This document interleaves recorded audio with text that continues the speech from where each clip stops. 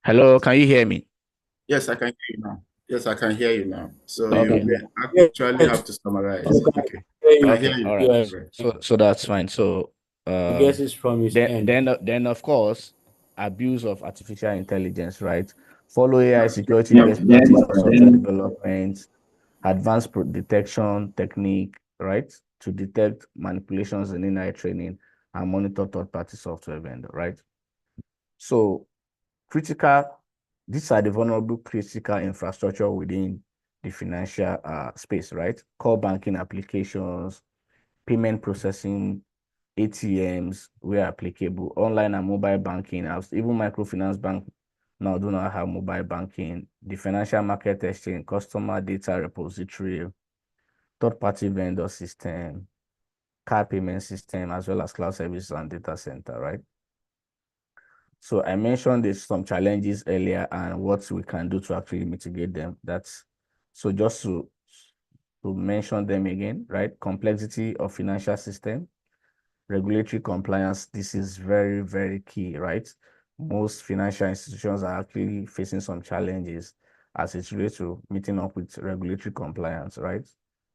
So continuous education, talking or engaging organizations like cyber cloud and cyberspace will actually help you to cover this gap, right?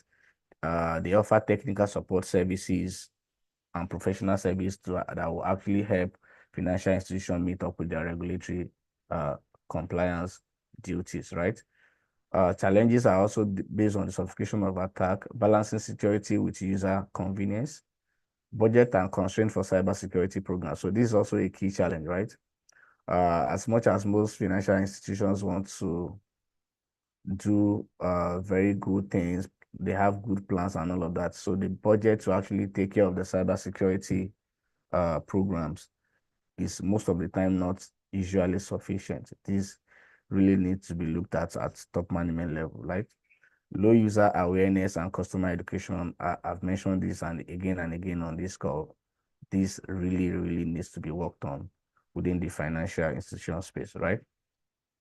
Low skilled cybersecurity professionals. So we have to train, retrain, and continuously train our employees within the financial sector to ensure that they are up to date as what is required of them to do and the latest trend within the cybersecurity. Then slow adoption of best practice by organization as much as possible, right?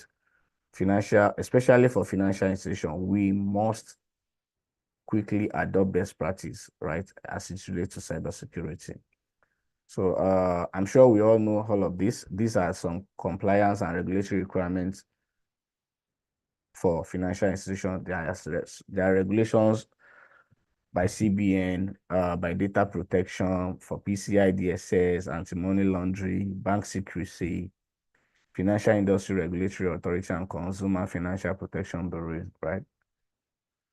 So some best practices, I've mentioned this again, always ensure that you adopt MFA, multi-factor authentication, for all of your IT infrastructure, right? It cannot be overemphasized, right? To have just a single layer of accessing your infrastructure is really, really not enough, right? Deploy zero trust architecture as much as possible. Embrace artificial intelligence and machine learning, right? Conduct regular security audits, pen test, and vulnerability management testing. Run software update patches and antivirus program regularly or as at when due, right? Deploy firewalling and IPS IDS system, right? This will also help you to prevent cybersecurity threats. Continue employee education, awareness and training, as well as communication, right? Also, continuous assessment of your employee awareness training is also key, right? When you train them, when you educate them, when you pass communications around information and cybersecurity, also at intervals, conduct assessment like quiz to test their understanding and knowledge of the training that has been conducted, right? To also ensure that there are physical security for your network and application system, right? put processes in place to check movements inward and outward within your office space, whether movement of human or IT gadgets. Keep log of them. It also helps you to track how things are being done appropriately, right? Then carry out periodic testing and evaluation of security measures, right? I mentioned this earlier too, and that can actually not be overemphasized. So also one of the best practices is create an insider threat program, right? This is not only to actually get somebody in trouble, right? It only helps the organization to check how people are responding to the best practice and who is lagging behind that needs to be brought up to speed, right? Conduct regular backup, train employee, maintain compliance and all of that. Then initiate phishing simulation. That's also part of the assessment that I spoke to earlier, right? So one thing that I also like to mention to you lastly is incident response planning, right? So in the midst of all of these education, training, and all of that being conducted, so what happens if peradventure there is an incident, even after all of these training processes, procedure, and all of that are in place? It's still possible that incident happens, right? So how do we actually address that? So it is expected that financial institutions, right, microfinance bank, even the commercial banks, they are doing that, and it trickles down to microfinance bank, right? You should have incident response team in your organization. Establish an incident response team, right? Most of the time, some top management guys will be there, the head of the IT. You know how to pick them. You know these strategic people in your organization and based on their role, right? You need to establish that incident response team and put in the right persons there, right? Then this team would develop an incident response plan. When something happens, who escalates what? Who will the escalation go to? The person that received the escalation, what will this person do once he received the escalation? How long will all of this needs to travel down before it's finally being resolved? They are very, very key, right? Then also implement detection and monitoring tool, right? Conduct risk assessment, define communication protocols. I mentioned that earlier, right? How do we talk? When there are issues, how do we communicate? Is it via phone call? Is it via Yeah, email? Mr. Busari. Yes, please. Yeah, Mr. Busari. Okay. Yep. So don't worry, I'm rounding up. Just Yeah, a minute or two. maybe. Okay. All right. Just a minute Okay, or thank two, you. don't worry. So you need to create and maintain incident log, perform regular security drill and training, establish recovery procedure, right? When incidents happen, how do we recover? Document that procedure and follow it religiously, right? Review and update this plan and also ensure compliance with statutory and regulatory regulations.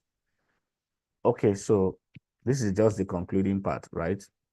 It is essential for financial institutions to stay vigilant and up to date on the latest cybersecurity threat and best practice to ensure that they are adequately prepared to protect themselves from cyber attack. So thank you so much for your attention and audience. At this point, I would like to take your questions. So thank you, Mr. Julius, for the opportunity to present. Thank you so much, Mr. Busari. We really have a lot for our audience. So, and we have so many applications depending on what is peculiar to your business. So we will also want after this session to have interaction with your IT team and IT security team to see how CyberCloud can provide these services to you. So in that session, it will now become CyberCloud and your own microfinance bank. So we can use all the time to explain every peculiarity of this cybersecurity tools that can help you to guide your organization or to safeguard it so that you won't fall into the hands of cyber criminals. So while you were presenting, we got a lot of questions, though Mr. Charles has actually answered them in parts. So I would want all the audience to also check the chat box. So there's some of them have not been answered. So I want to start with those ones that have not been answered. So thank you, Uwem and Mr. Jacob, for asking these questions. So Mr. Busari is asking, is there a tool or document with checkboxes that helps an organization prove that they are actually cyber security compliant? I don't know if I should read all of them or you want to take them one by one. Yeah, it's good to take them one by one, right? Okay. Okay, so yes, there is a tool which an organization can actually use to check whether they are cybersecurity compliant, right? So there is also a checklist, right? Apart from the tool. So you can reach out to the cyber cloud team, right?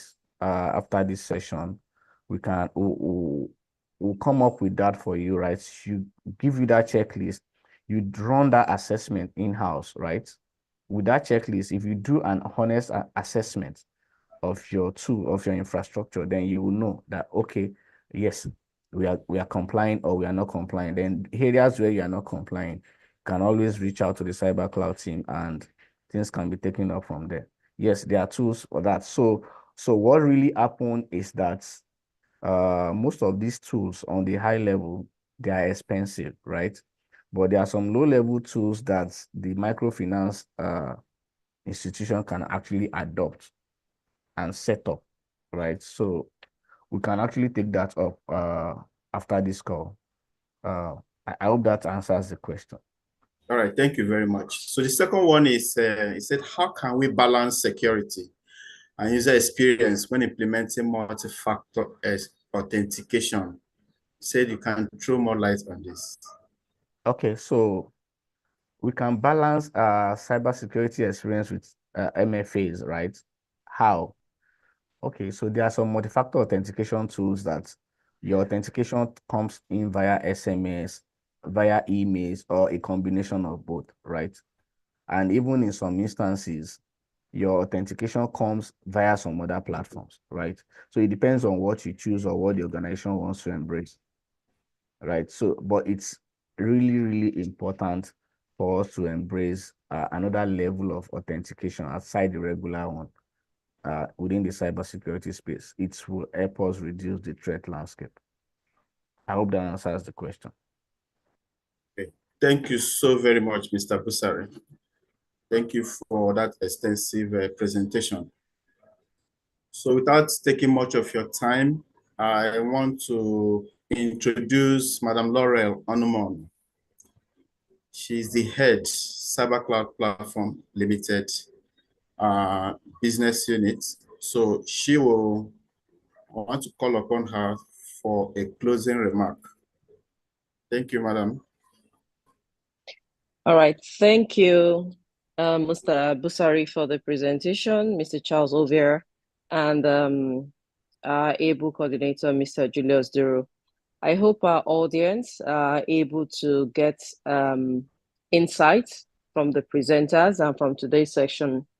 So the reason why we coordinated this is to support the microfinance banks in Akwa Ibom State precisely. I know we have other audience that joined outside Akwa Ibom as well, but this is just to also support and also to create awareness regarding what cyber cloud offerings are beyond the cloud services that we offer to actually give a better performance, help them reduce costs in terms of digital transformation, and at the same time as well to support them in paying with local currency in Naira and not subscribing to any of the services that will require them paying in dollars. We've also extended our services in the area of cybersecurity as well too, so that they can be aware, and as they are wrapping up the year and also planning their budget for 2025, they can also be aware that cyber cloud and also the cyberspace group offers a robust ICT solutions, a one-stop ICT solutions that will be very impactful and meaningful to their respective organizations as well too. We're also available to reach out to us via any of our team members in Akwa Ibom, or you can check out our website. You can call in our customer care numbers for further engagement. You can also reach out to us via any of our social media handles. And I also would like to say happy customer service and week to you as well. And there are different ways that we can actually meet your needs. We're also available to do demos, and also will extend the proof of concept as well for the organizations that wish to also test the services. Today, we render a lot of cybersecurity services to a lot of organizations in the enterprise sector, SMEs, MFBs, public sectors as well, so even to some of the agencies in Akwa Ibom as well too. Okay, a lot of them were mentioned during the section, from vulnerability, penetration testing, which is the VAPT, to a lot of other security solutions that you find very necessary to actually cope and also defend your applications from different attacks.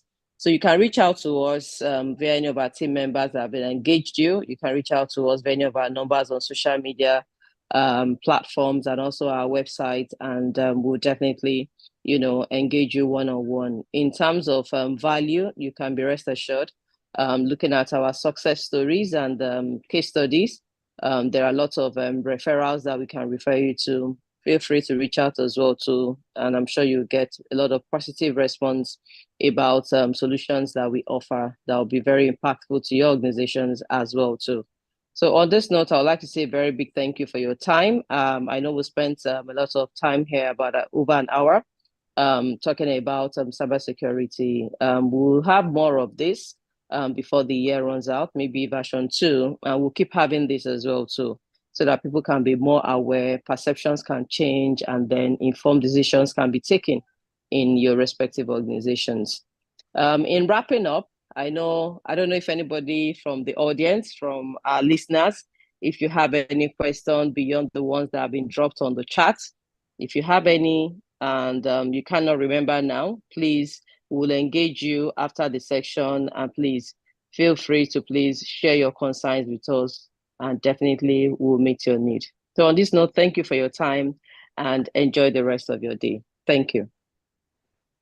Thank you, Madam Laura, for that closing remarks.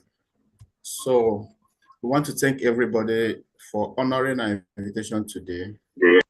We appreciate our presenters for their knowledge and for bringing us up to speed on trends in cybersecurity, as well as ways to mitigate against cyber attacks, especially